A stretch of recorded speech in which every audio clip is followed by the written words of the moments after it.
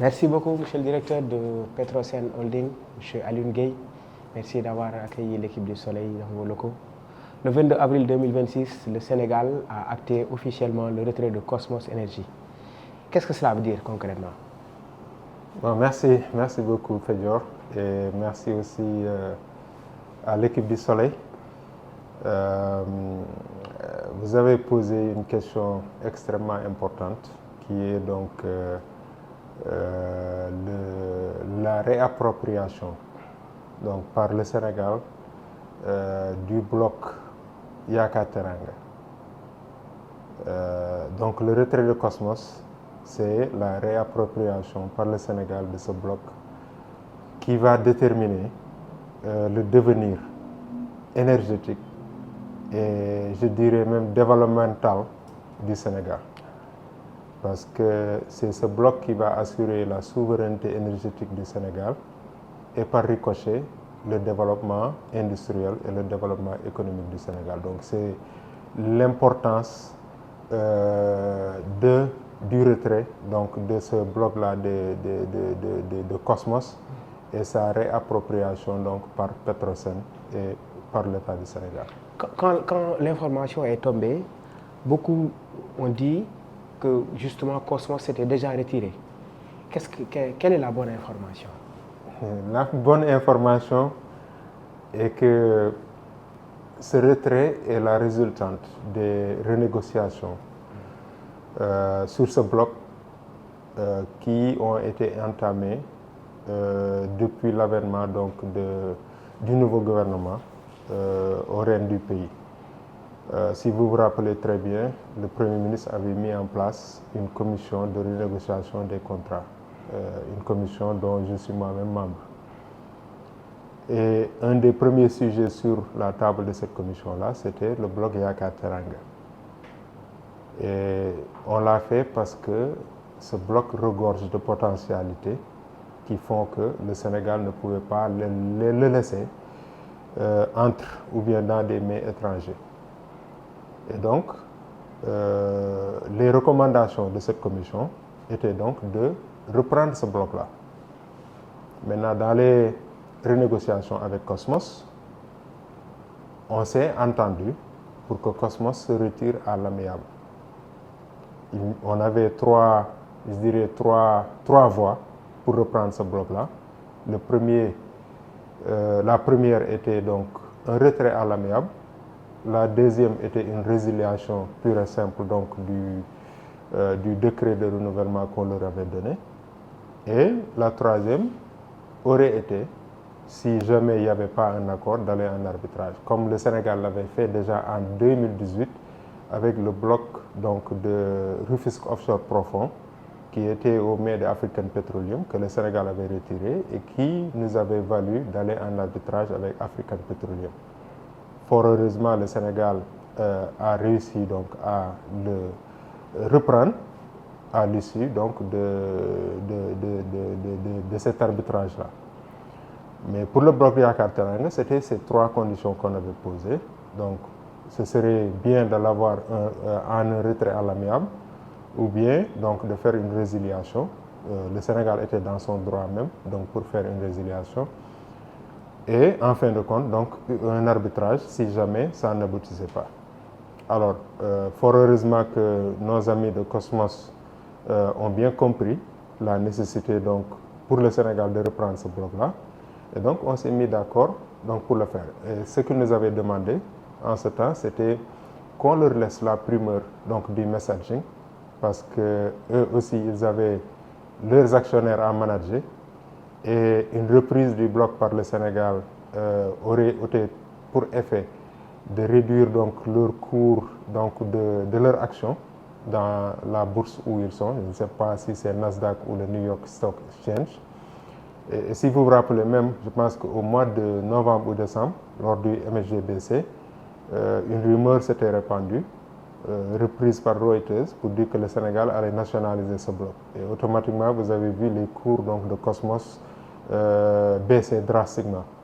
Donc, pour éviter ça, donc, on leur a donné donc, cette faveur-là. Et c'est pourquoi Cosmos, je pense que pour le premier trimestre de 2026, avaient annoncé donc qu'eux, ils allaient se retirer donc du bloc de Yaakaar Teranga. Donc ce que vous avez entendu, c'est par rapport à ça. Mais c'est une histoire plus longue qui provient donc du fait que le Sénégal avait besoin de ce bloc pour faire de Yaakaar Teranga donc le socle économique et énergétique donc de l'Afrique même de l'Ouest, et que par rapport à ça, donc il nous fallait ce bloc, et ils ont bien accepté notre demande, et c'est à l'issue donc de ces renégociations-là. Pouvez-vous nous expliquer un peu le messaging? Qu'est-ce que ça veut dire concrètement? Le messaging, donc le messaging c'était pour eux, hein.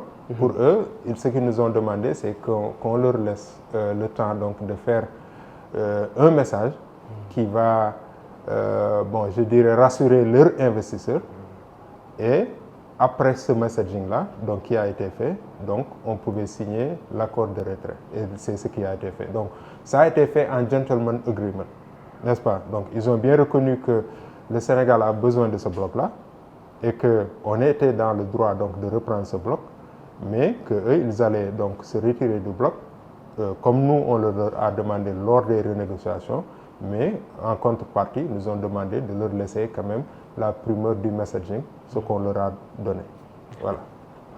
Maintenant que le retrait a été acté, quelles en sont les conséquences, monsieur le directeur? Mais extrêmement positives. Et moi, c'est, comme j'ai dit, Yaakaar Teranga, quand j'en parle, j'ai des frissons même. Et c'est par rapport au potentiel.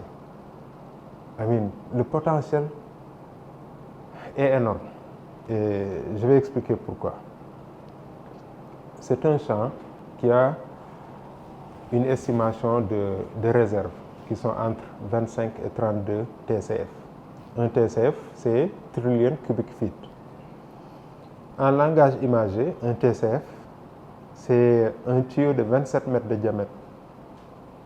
27 mètres de diamètre, rempli de gaz, enroulé autour de l'équateur.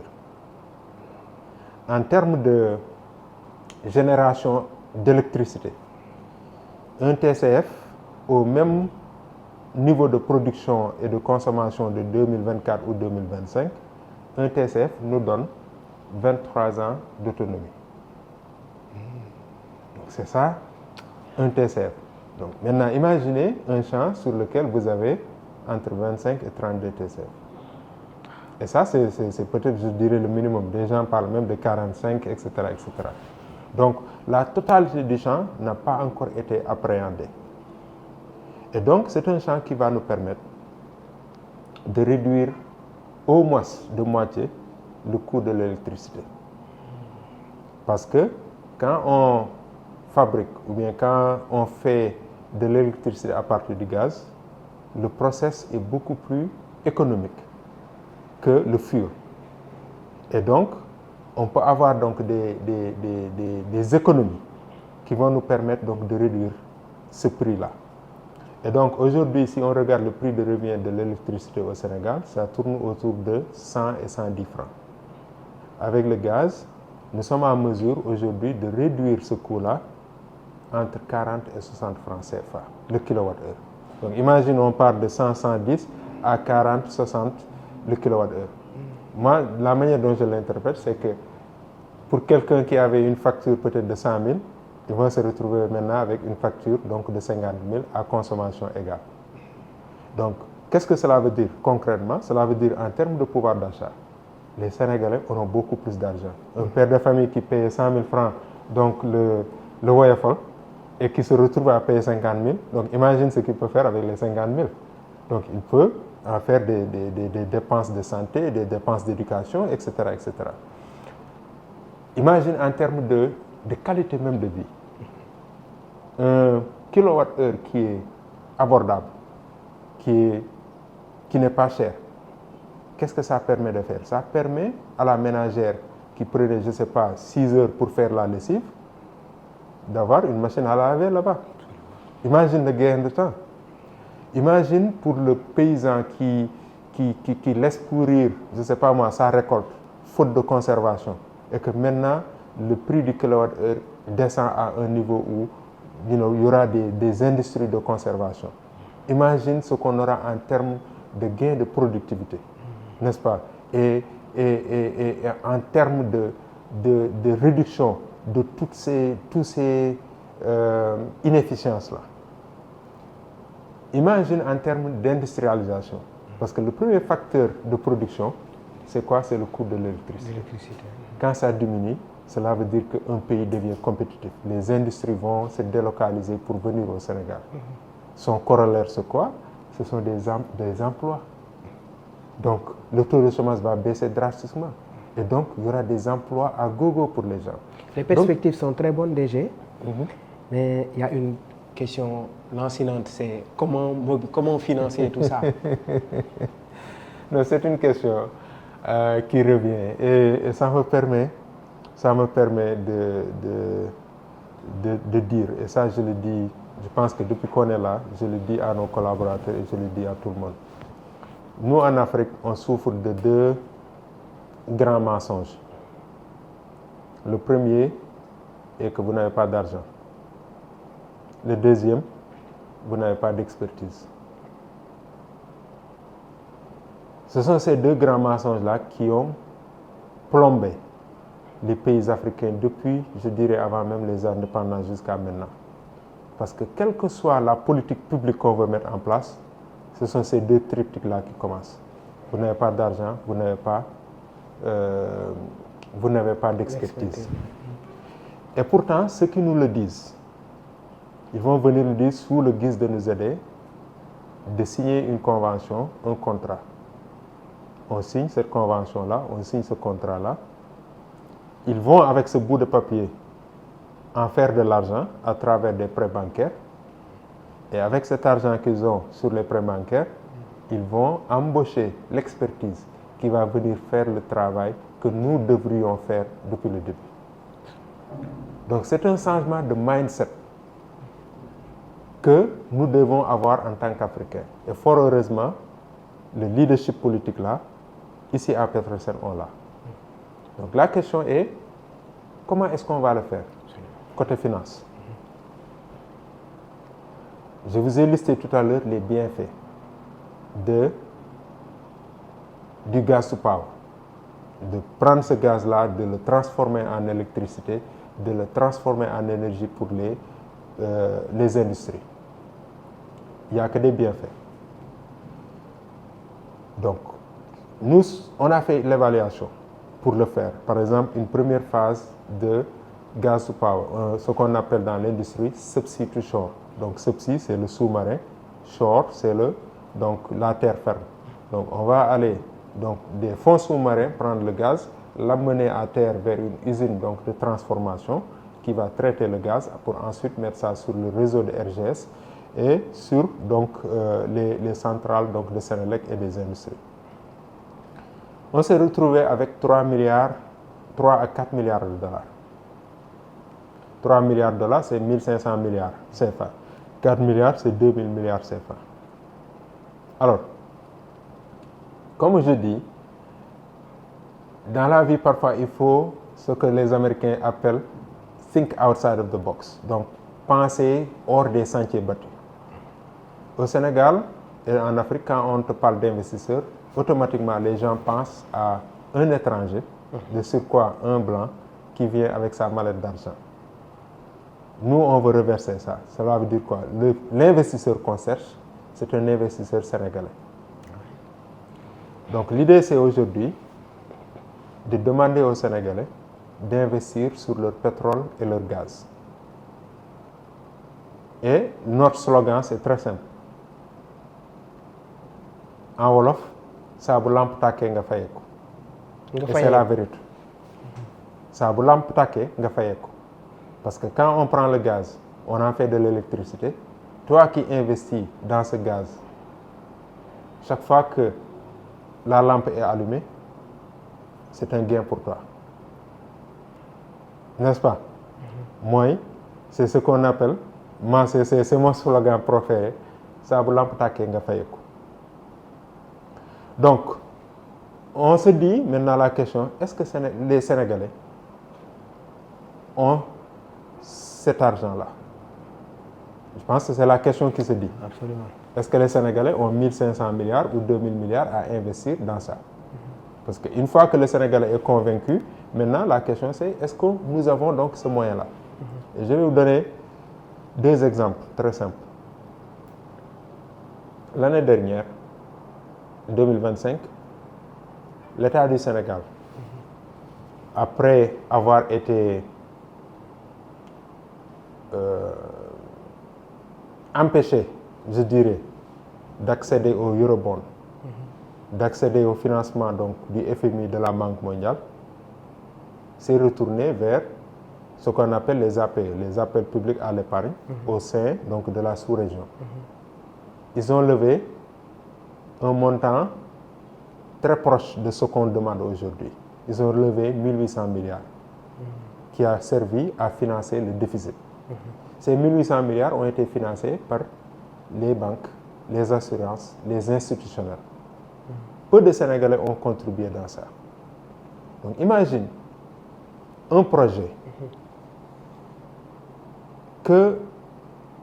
qui intéresse les Sénégalais, qui se l'approprie et sur lequel les Sénégalais vont investir. Ces Sénégalais-là peuvent investir ce montant-là qui est donc entre 1500 et 2000 milliards. Ça, c'est un. Tu prends la diaspora sénégalaise. La diaspora sénégalaise, ils ont ramené au Sénégal, l'année passée, quelque chose comme 4 milliards de dollars. 4 milliards de dollars, c'est 2200 milliards. Et ça, c'était ce qu'on appelle des remittances, des envois aux familles. Quelqu'un qui envoie à sa famille a aussi de quoi investir. Donc si ces Sénégalais de la diaspora sont intéressés et sont convaincus par ce projet, ils vont investir pour que le Sénégal puisse lever donc, ce montant-là. Et donc, si tu prends juste ces deux-là, les Sénégalais d'ici, les Sénégalais de la diaspora, on a assez pour lever ces fonds-là. Et l'autre chose que je veux rajouter par rapport à ça, c'est que les 1500 à 2000 milliards dont on a besoin, on n'en a pas besoin d'un seul coup. C'est un projet de 3 ans, entre 2027, 2028 et 2029. Et donc, ce projet-là, donc, l'argent, on en a besoin pour 3 ans. Ce n'est pas les 1500 milliards ou les 2000 milliards dont on a besoin right now pour commencer. Et donc ça, vous voyez que c'est possible. Même si on le fait en raison de, je ne sais pas moi, 600, 700 milliards par an, c'est quelque chose qui est possible.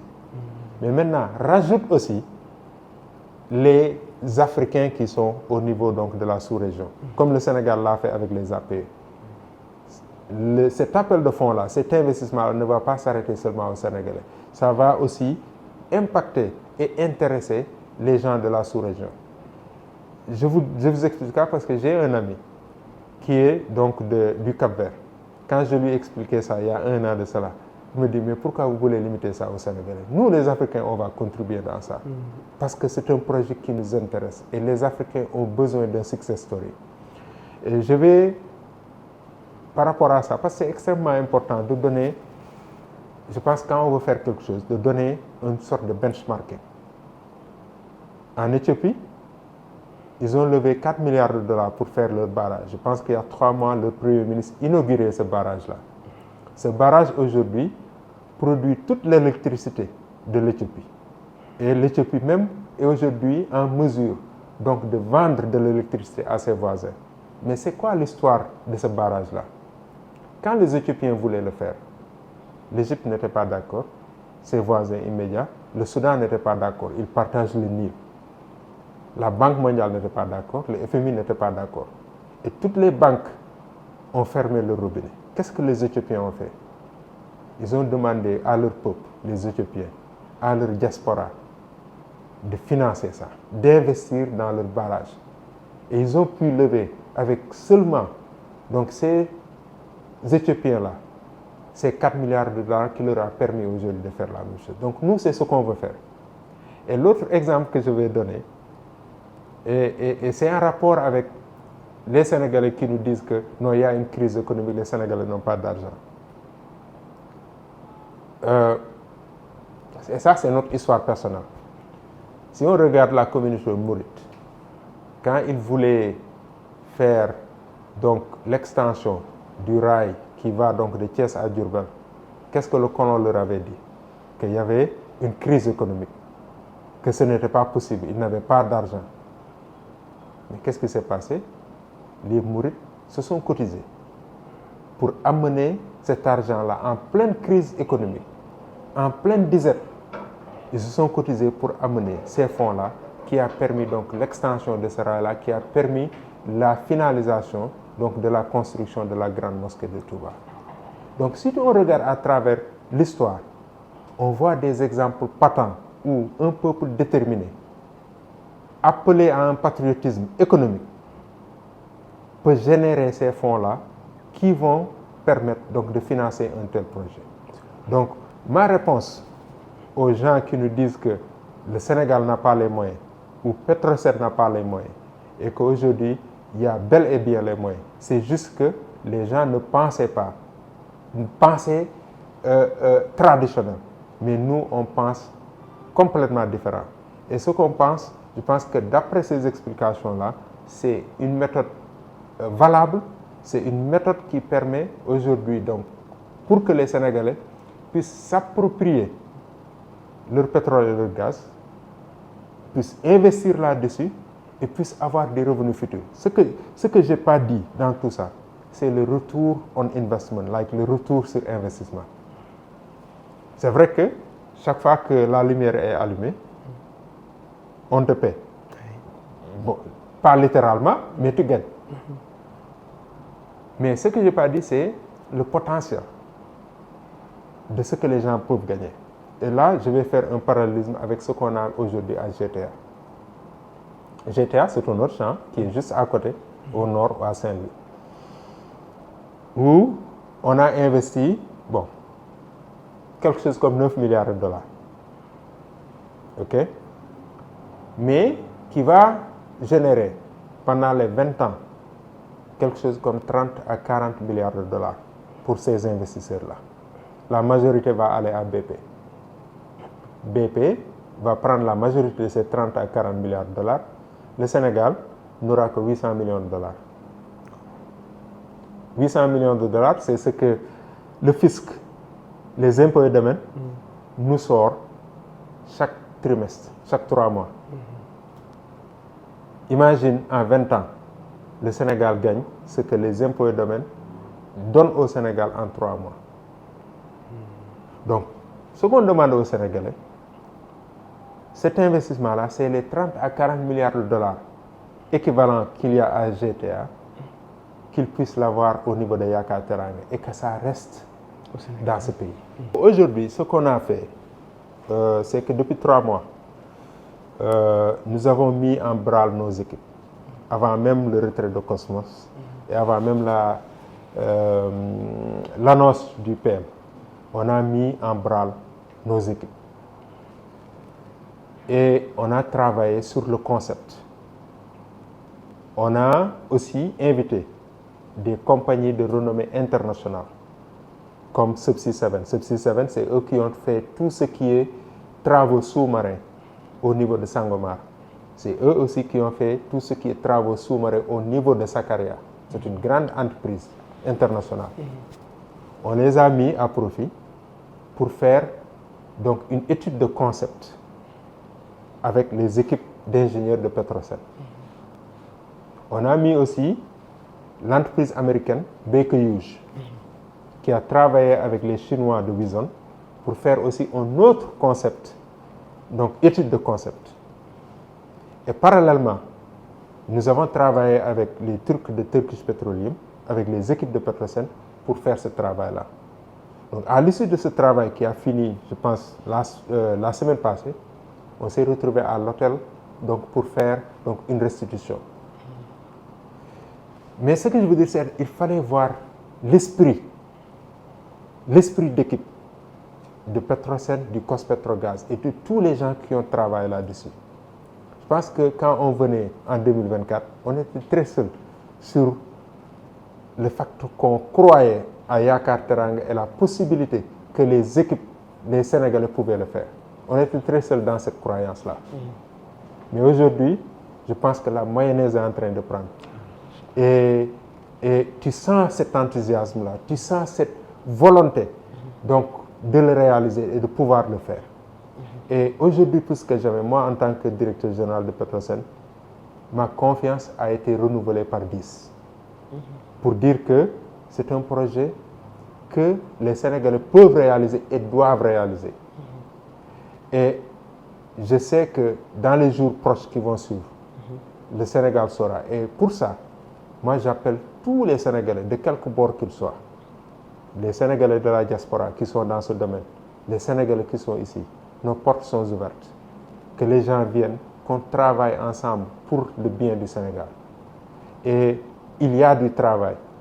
Et là où on va aller, comme ça se passe dans tous les autres pays, le pétrole et le gaz doivent créer des milliers d'emplois. Et moi, je sais que ces milliers d'emplois vont être créés, pas en 2029, hein, parce qu'avec cet investissement-là qu'on est en train de faire, les 3 milliards de dollars, 4 milliards de dollars qu'on est en train de faire, c'est des investissements, donc c'est des emplois. Et donc, le contenu local dont on parlait, ça commence déjà avec nous.